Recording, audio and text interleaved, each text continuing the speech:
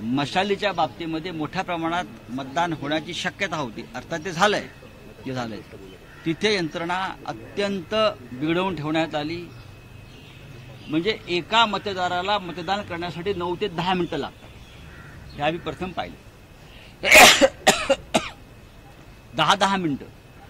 मुंबऱ्यातल्या एका मतदारसंघामध्ये एका तासामध्ये 11च मतदारांनी मतदान टाकलं.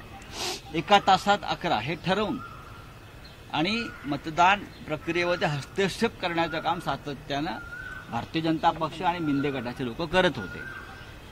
ही त्यांच्या मनामध्ये भीती होती, हरण्याची भीती आहे, पराभवाची भीती आहे. ही आम्ही निवडणूक आयोगाच्या निदर्शनास ही बाब आणली. अजिबात संभ्रम निर्माण केला नाही.